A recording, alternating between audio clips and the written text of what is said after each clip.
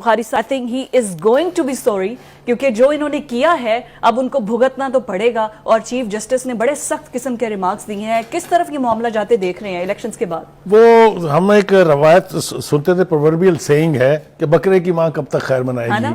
सूरी साहब अब काबू तो आ गए हैं। काबू तो आप खैर पहले भी आए हुए थे, लेकिन उस वक्त जिन कुव्वतों ने आपको बचाए रखा, यानी आपका जो इलेक्शन था वो इतना बड़ा फ्रॉड था कि उसके ऊपर जो कुछ उस वक्त कहा गया या जो कुछ हकायक थे उस वक्त, उस पर उनको स्टे ऑर्डर दे देना और उस स्टे ऑर्डर पर उनका डिप्टी स्पीकर बन जाना और फिर पूरे टेन्योर तक उसके ऊपर बदस्तूर कायम रहना, यही बहुत बड़ी मिसाल थी कानून की धज्जियां बिखेरने की। लेकिन फिर उन्होंने सहूलतकारी में वो कहां तक चले गए, उनकी बारी अब आनी है। उनके बारे में जो रिमार्क्स दिए गए हैं अदालत ने, और जो अदालत ने इससे पहले सुप्रीम कोर्ट की कार्रवाई को कोर्ट किया है, जो 5 जजों ने कहा था कि ये मुर्तकिब हुए हैं, यानी high treason is a horrible term और ऑफेंस, उसके बारे में अब चूंकि सुप्रीम कोर्ट ने सिर्फ यहीं तक इक्तफा नहीं किया, उनका हम 2018 का इलेक्शन भी खंगाल लेंगे कि उसमें क्या हुआ था, तो वो तो मेरे ख्याल से बहुत सौ को खैर मनानी चाहिए अपनी। तो सूरी साहब जो है वो इसमें मुझे बचते हुए दिखाई नहीं देते हैं। उन्होंने बगैर सोचे समझे जज्बाए फिदाइयत में जिस तरीके से वो ऑर्डर पड़ा था, वो मेरी तो ख्वाहिश थी कि वो हम अपने नाज़रीन को ज़रा दिखा देते। ये एक्ट जो है ये अब किसी से चूंकि ढका छुपा नहीं है। हाँ जी। मुझे बस सिर्फ एक बात पर थोड़ी सी हैरत हुई कि इसकी तारीख बड़ी लंबी दे दी है उन्होंने, वरना जिस तरह के हकायक सामने हैं वो तो फिर फटाफट निपटाने वाली बात करनी चाहिए थी इसको। 3 वीक्स तक उन्होंने कहा इसको सवालों के जवाब दें और फिर उसके बाद। करेक्ट। अब दूसरी बात ये जी, आज की जो कार्रवाई थी सुप्रीम कोर्ट की, चाहे वो इस केस में हेयरिंग के दौरान थी या बाद में जो शौकत अजीज सिद्दीकी साहब का केस सुना गया, उसके ऊपर भी बहुत गुफ्तगू की गुंजाइश है, हम करेंगे उसके ऊपर। आज की कार्रवाई से ये बात वाज़ेह हो गई है कि अब सुप्रीम कोर्ट में न सिर्फ ये कि मर्जी से केस नहीं लगवाए जा सकेंगे, बल्कि वो जो अदारे, मैं आईनी का लफ्ज़ जानबूझ के इस्तेमाल नहीं कर रहा हूँ, वो जो घुसपैठिए आ जाते थे बीच में अपनी मर्जी के फैसले करवाने के लिए, अपनी मर्जी की डेट्स लगवाने के लिए, अपनी मर्जी से केस ठप करने के लिए, वो तो उनका तो अब आखिर हो गया। वो तो बिल्कुल वाज़ेह अल्फाज में चीफ जस्टिस ने कह दिया कि भाई no more, thank you very much, no more, dare not. Yes, लंबे हाथ जो घुसे हुए थे उसको रोकेंगे सुप्रीम कोर्ट के अंदर, ये स्पेसिफिक इनके वर्ड्स थे। सूरी साहब के वो कपड़े फाड़ के अपने कपड़ों से बाहर निकल जाते अपनी लॉयल्टी साबित करने के चक्कर में। ये बदनसीब तरीन लम्हा था कौमी असम्बली की पूरी हिस्ट्री में, जब इस तरीके से कानून की, आइन की धज्जियां बिखेरी गई हैं। वो मैंने कहा कि अब वो बकरे की माँ कब तक खैर मनाएगी, बारी उनकी आने वाली है। न सिर्फ ये कि उनको इसका हिसाब देना होगा कि इन्होंने ये इल्लीगल ऑर्डर क्यों पड़ा था, उनका अपना इलेक्शन जो है बात वहां तक भी जाएगी। और अगर उन्होंने कोई ड्रामाबाजी करने की कोशिश की तो पूरा इलेक्शन 2018 जो है वो सुप्रीम कोर्ट की रिव्यू करेंगे, यानी रिव्यू के अंदर आ जाएगा, और उससे बड़े पर्दा नशीनों के भी नाम जो है वो सामने आएंगे कि उन्होंने क्या क्या कारस्तानियां की थी और कैसे ये पीटीआई की हुकूमत जो है ये मार्ज़े वजूद में आई थी। एनीवे, हम बात कर रहे थे जी शौकत अजीज सिद्दीकी साहब के केस की। मैं शौकत अजीज सिद्दीकी साहब को ज़ाती तौर पर जानता हूँ, मैं उनके अदालत में 2 दफ़ा पेश हो चुका हूँ।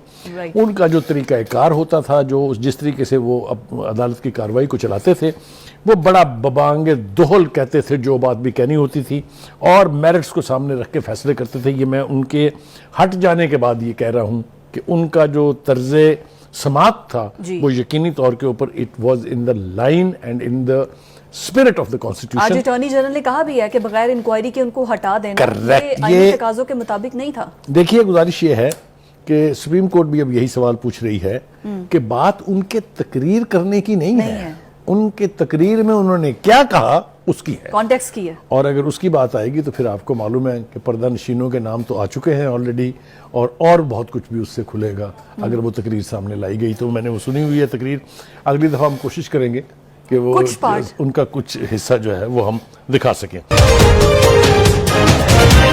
इमरान खान साहब जो हैं आज वो बोल पड़े हैं साइफर केस के ऊपर। उन्होंने कहा कि साइफर बाजवा के लिए आया था जिसका शाह महमूद को अचानक इत्तफाकन इल्म हुआ। सर, ये साइफर केस में इमरान खान का ये बयान, ये कितना यू टर्न हुआ? ये यू टर्न लेने के तो वो अनगिनत बादशाह हैं, इसलिए वो गिनती ना वो खुद गिनते हैं ना हमें गिनने की जरूरत है।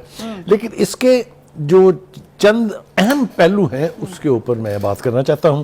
पहली बात तो ये कि official secret act by the very title of it speaks कि जो ऑफिशियल डॉक्यूमेंट्स होते हैं खासतौर से of sensitive nature they can not be public. एक مگر ہماری ایک خاتون تجزیہ کار ہیں, میں نام لینا نہیں چاہتا ان کا, انہوں نے آج اپنی تمام تر قابلیت صرف کر کے یہ ثابت کرنے کی کوشش کی کہ سائفر از نو کیس.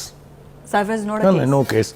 اگر میں ان کی بات کو مان لوں تو اس کا مطلب یہ ہے کہ یہ سائفر کو کوڈڈ لینگویج میں بھیجنے کی بجائے سفیروں کو چاہیے کہ وہ اپنا یہ سائفر جو وہ بھیجنا چاہتے ہیں وہ کسی اخبار کے لیٹر ٹو ایڈیٹر کالم میں چھاپ لیا کریں, سب کو پتہ چل جائے گا. سمپل میل کر دیا کریں سی سی میں سب کو نہیں, وہ لیٹر ٹو ایڈیٹر میں چھاپیں جی, اتنا اہم ہی نہیں ہے, کوئی فرق نہیں پڑتا. اس کے لیے اسپیشل تیار کیا جاتا ہے لوگوں کو جو کہ اس کو ڈی کوڈ کریں, پھر اتنی محنت کی ضرورت ہی نہیں. اب ذرا تھوڑا سا تفصیل کے اندر جانا بہت ضروری ہے. دیکھیے اس کا طریقہ کار یہ ہے کہ جو بھی ہمارے غیر ملک میں سفراء ہیں وہ کوڈڈ لینگویج میں میسج بھیجتے ہیں آف اینی امپورٹنٹ نیچر. یہ کتنے لوگوں کو میں عرض کرتا ہوں, اس کی جی بنیادی طور پر 3 کاپیاں بنتی ہیں, ایک بلکہ 4. ایک فارن آفس کے پاس رہتی ہے, ایک چیف آف آرمی سٹاف کو جاتی ہے, ایک D G I S I کو جاتی ہے, اور تیسری جو ہے وہ وزیر اعظم کو جاتی ہے. وزیر اعظم کو جاتی ہے. اگر یہ ڈاکومنٹ اتنا ہی عام ہے تو پھر تو اس کی کاپیاں چھاپنی چاہیے نا اخبار میں, جیسا کہ میں نے پہلے کہا. ایک بات, اس کے اوپر سب سے اہم جو آفینس ہے وہ یہ ہے کہ آپ نے کاپی پہ قبضہ کیا, گھر لے گئے, جب آپ سے مانگی گئی, پاس پوچھ کی گئی تو آپ نے کہا وہ تو گم گئی, اور وہ گم ہونے کے بعد اچانک امریکہ کی ایک ویب سائٹ کو مل جاتی ہے جو اس کا پورا متن چھاپ دیتے ہیں. یہ آپ کے سامنے ہے صورتحال. اب آ جائیے جناب, یہ سائفر کیس آیا کیسے سامنے, how it came to the fore. وہ جب انہوں نے جلسے میں عمران خان جنرل باجوہ صاحب جو ہیں اور پرائم منسٹر صاحب یہ کامرا جو ہے اس کا دورہ کر رہے تھے, کامرا ریبلڈ فیکٹری جو ہے, ٹھیک ہے. اس کے دوران جنرل باجوہ نے, اور یہ انہوں نے باقاعدہ پبلکلی سٹیٹ کیا ہوا ہے, ہمیں بریفنگ میں بتایا تھا انہیں کہ میں نے پرائم منسٹر صاحب سے کہا کہ یہ ایک سائفر آیا ہوا ہے, اس کو آپ ذرا سنجیدگی سے لیں. تو اس پر خان صاحب نے کہا چھوڑیں جی, یہ سائفر وائفر تو آتے رہتے ہیں. اس سے پہلے تک انہیں پتہ ہی نہیں تھا. اس کے پہلے تک انہیں پتہ نہیں تھا, لیکن that is where the truck is. ہوا یہ ہے کہ یہ سائفر چڑھ گیا شاہ محمود قریشی کے ہاتھ. وہ لے کے آئے تڑپتے ہوئے خان صاحب کے پاس, کے خان صاحب آپ دیکھیں گے تو بڑا مزیدار چیز ہمارے قابو آ گئی ہے, اس کے ساتھ تو ہم کھیل لیں گے. اب اس کھیل کا اگلا حصہ یہ ہے کہ اعظم خان جو اس وقت پرنسپل سیکرٹری تھے پرائم منسٹر صاحب کے, ان کی ایک آڈیو لیک ہوئی تھی اگر آپ کو یاد ہو, جس میں وہ کہہ رہے ہیں کہ یہ تو منٹس آف میٹنگ میں نے بنانے ہیں نا, ہم اس کے ساتھ کھیلیں گے. اب وہ جو لوگ یہ کہنے کی کوشش کر رہے ہیں کہ جی اعظم خان کا بیان جو ہے وہ زیادہ امپورٹنٹ نہیں ہے, وہ تو تھوڑا سا یو ٹرن لے لیا انہوں نے یا سافٹ کر دیا ہے اپنا, اس سے کوئی فرق نہیں پڑتا. کیوں؟ اسد مجید صاحب جو ہیں, جو اس وقت ہمارے ایمبیسڈر تھے وہاں پر اور اب فارن سیکرٹری ہیں, انہوں نے بھی اپنا بیان ریکارڈ کرا دیا ہے, اور اس میں 2 باتیں انہوں نے بڑی وضاحت کے ساتھ کہی ہیں. پہلی بات یہ کہ سائفر میں کہیں لفظ سازش اور تھریٹ کا استعمال نہیں ہوا. اب آپ مجھے بتا دیجئے کہ اس کے بعد سائفر کی کیا حقیقت رہ جاتی ہے. ایک بات. دوسری بات یہ ہے کہ سیاسی طور پر اس سائفر کو استعمال کرنے سے پاکستان امریکہ کے تعلقات کو دھچکا لگا. خراب ہوئے, بالکل خراب ہوئے. خراب اس لیے ہوئے کہ آپ وہ سائفر لہرا کے یہ کہہ رہے تھے کہ میں چونکہ ماسکو گیا تھا اس لیے امریکہ نے مجھے معاف نہیں کیا اس کے اوپر. That means that you were trying to play with the relations of 2 superpowers. Russia and America as well. ٹھیک ہو گیا جی. اب اس کے بعد اگر آپ یہ کہیں کہ سائفر کی کوئی حقیقت نہیں ہے, سائفر کا سرفیس ہو جانا جو ہے اس سے کوئی فرق نہیں پڑتا ہے, تو آپ ان لوگوں کی عقل کا صرف ماتم کر سکتے ہیں. یہ ان کی عقل کا ماتم کرنے کا معاملہ ہے. سائفر کے اوپر ابھی پروسیڈنگز جو ہیں وہ اور ہونی ہیں. ہم توقع رکھ رہے ہیں یہ کہ this should be decided once and for all, کہ یہ اس قسم کی جو کمیونیکیشن ہے, جیسا کہ ہمارے علم میں تو ہے کہ یہ this can not be made public. اچھا, پھر یہ کہا جا رہا ہے کہ جی وہ خان صاحب نے لہرایا ضرور تھا, وہ تو سفید کاغذ تھا, مگر قبلہ آپ نے اس کے مندرجات جو آپ کے بقول اس کے مندرجات تھے وہ سارا آپ نے اس جلسہ عام میں خطاب فرمایا کہ میں ماسکو گیا تھا, مجھے امریکہ کے سفیر نے ڈونلڈ ڈو نے سازش کر دی ہمارے خلاف. پہلے کہا تھا نام نہیں لینا, پھر غلطی سے خود ہی نام لے دیا. کریکٹ. اور اس سے آگے جائیں گے تو بات اور زیادہ گمبھیر ہو جائے گی.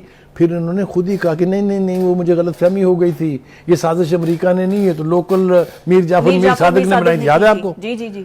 وہ کس سے وکیل کریں, کس سے منصفی چاہیں, ان کی کون سی بات کا اعتبار کریں. سر بات آتے تو پھر محسن نقوی صاحب آ گئی تھی کہ انہوں نے کی ہے یہ سازش ساری. دیکھیے یہ بس میں نے کہا نا کہ عقل کا ماتم کیا جا سکتا ہے، اور خاص طور سے وہ لوگ جو ان کے کہے کو ریلیجسلی مانتے ہیں ان کو تھوڑی سی عقل کا استعمال ضرور کرنا چاہیے کہ وہ خود آپ اپنے کہے کے اوپر نہیں ٹھہرتے ہیں تو باقی تو آپ چھوڑ دیں۔ بالکل ٹھیک ہو گیا۔ یہ تو رہی سائفر کیس کی کہانی اور سپریم کورٹ میں دیگر جو سماعتیں ہوئی ہیں، لیکن بلوم برگ کی جو رپورٹ ہے اور تازہ اعداد و شمار ہے، کون کہاں تک پہنچا ہے اور کس کی عروج پر بہت زیادہ مقبولیت ہے، سب کچا چھٹا کھل گیا۔ YouTube پر گوگلی نیوز دیکھنے کے لیے youtube.com کی سرچ بار میں googly news T V type کریں۔ گوگلی نیوز کے پیج پر سرخ رنگ کے سبسکرپشن والے بٹن پر کلک کرنا نہ بھولیے۔ YouTube پیج پر اپلوڈ ہونے والی ویڈیوز سے باخبر رہنے کے لیے بیل آئیکن پر کلک کیجیے۔ آپ کو ہر نئی ویڈیو کے بارے میں نوٹیفیکیشن موصول ہو جائے گا۔